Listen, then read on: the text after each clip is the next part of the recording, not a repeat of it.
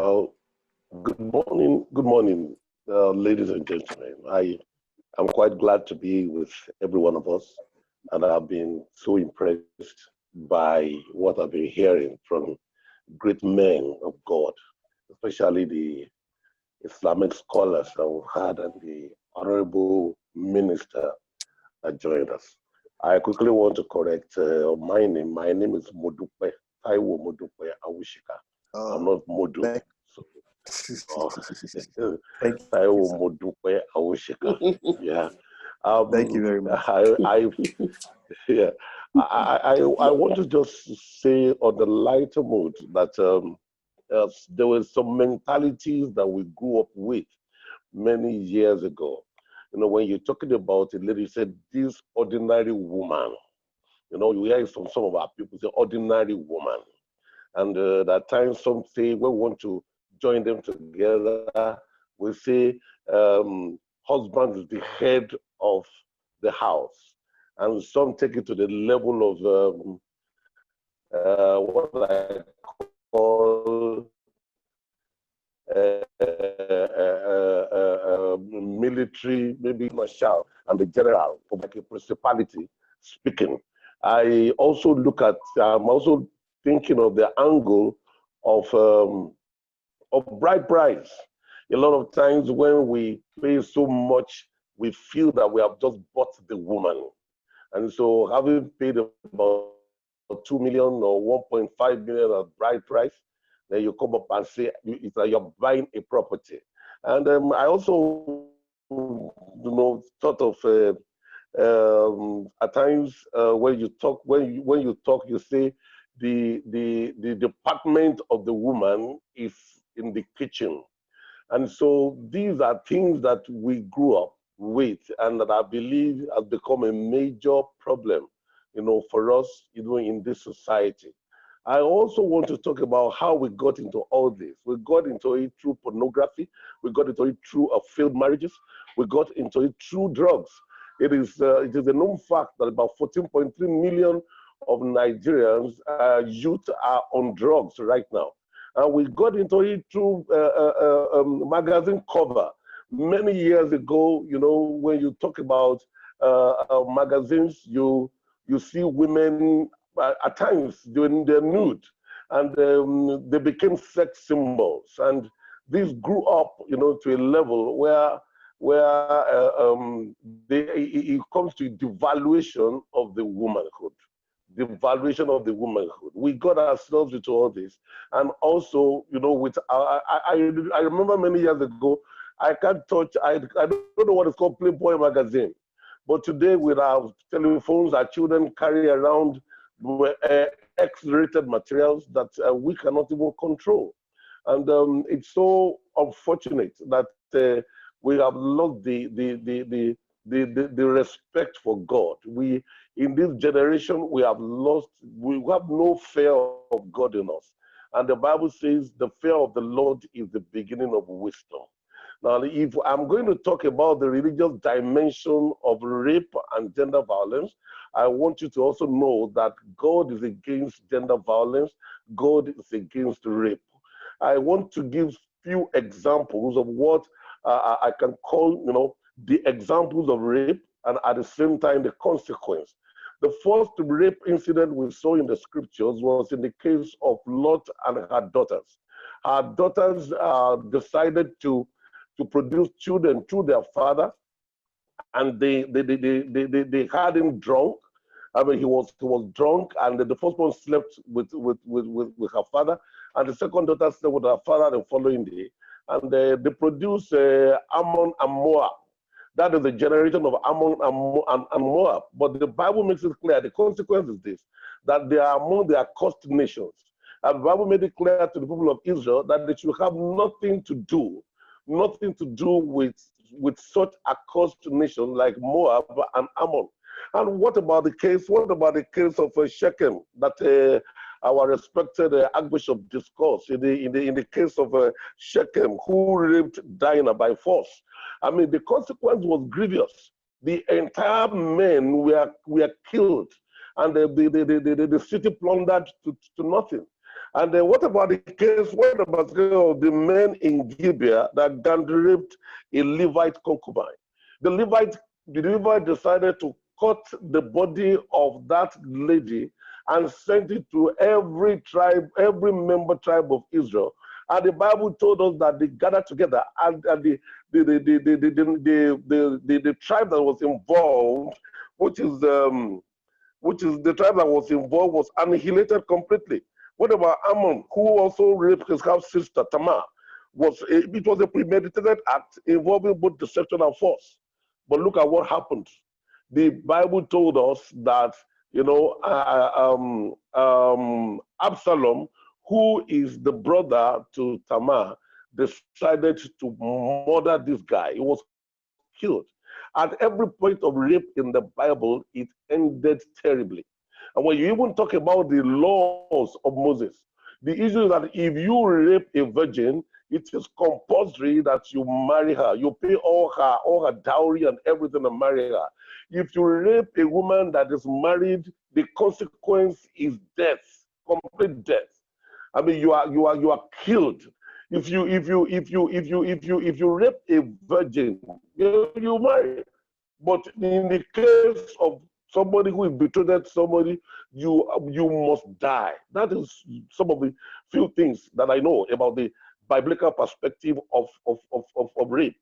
And when it comes to my topic especially, I want you to know that I want to divide us into two sections. I'm looking at my own world and the world that is coming behind. It is so interesting, ladies and gentlemen, that our world is completely different from theirs. The kind of things they do, the kind of things they believe is completely different from what we believe in. But if there is anything I have noticed about our nation as a country, we are too slow, just like Sheikh said, that we are always too slow to issues. Why? Why, for God's sake, that we don't see convictions all the time? We don't see convictions most of the time as regards the rape. It is unfortunate. It is unfortunate. Why? I can answer myself. You know, it is unfortunate that we find out that most of the time most of the time the nation is so slow. We are just too slow. Take for example, in recent times, in the past 5 months, we have 717 rape cases. I've not heard of any conviction at all. We are slow to it, we don't enforce. If you are talking about America today, if you play with any child in the US, the least to get is 20 years. But in Nigeria, we run the case to Supreme Court. I believe it is time for us to enforce this matter. I also believe that it is time for us to realize that home training is especially important in this matter. Ladies and gentlemen, I want us to do something. We should begin to gang up against rape. In our homes, we should gang up against rape. Our fathers and mothers should be responsible. We are raising too many irresponsible men. They don't have self-value, and as a result of that, they do things anyhow. They lack process. As a result, they do things anyhow. I think it is time for us to also make sure that even in gender violence, the man should lose everything he has had, should hand it over to the woman. I mean, I watched on video and I was shocked at how a guy put up an iron and was hitting his wife.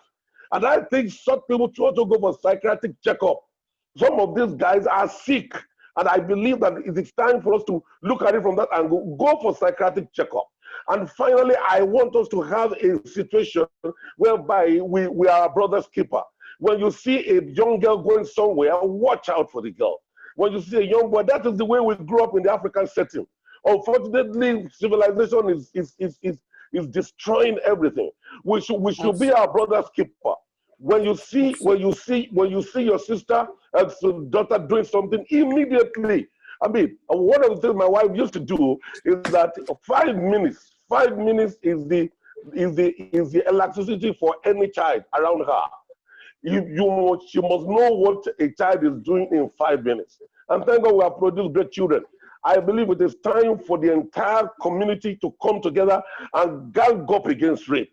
In the churches, we should talk about it. In the mosque, we should talk about it. And we should make it clear, if a pastor is involved, let him go to jail. My daughter told me that most of the messages that were written by Apostle Paul, he wrote in prison. So you cannot still stop your ministry. Go to jail. And I think if Nigerians begin to see enforcement on a regular basis, I believe that everything about rape will come down. Nigerians are fearful. The moment you do it, you do it to the first person, the second person, the third person, I can assure you that everything will begin to come down. But it seems everybody feels that the country is that we don't have laws. And unfortunately, if you go to the police, they treat it like a domestic issue. And when they talk about it, just settle it, it will be over. But I think that enforcement should come up. I think families should also become, we should become our brother's keeper. When the girl is going somewhere, you are looking out for the girl.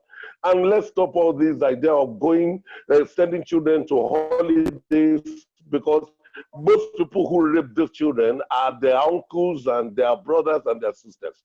But overall, I will build this issue to the family. And I enjoyed what the minister said to the family. If you and I will raise godly children, if you and I will raise responsible children, I mean, I believe that this thing God will put a stop to it.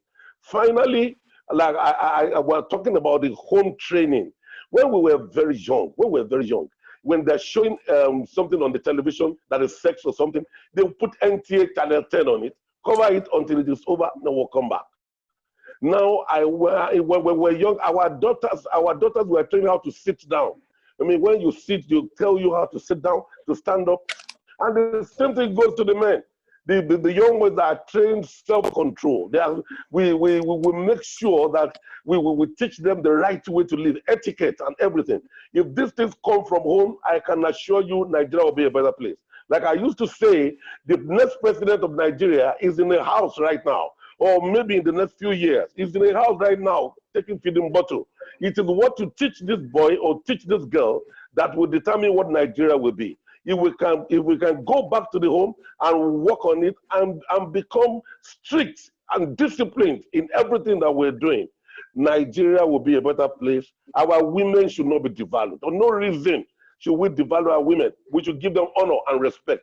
Even when we join them together in churches as pastors or as imams, we should give them honor and respect. I always say it when I join them, I say, don't beat this woman. If you beat this woman, you are in trouble with me. And let me tell you the truth. I wouldn't mind, even if he's a member of my church, I will send him to jail. I can tell you, I love women, I respect them, I honor them, and I believe that if we start doing this, giving them great value, great things will begin to happen in our nation.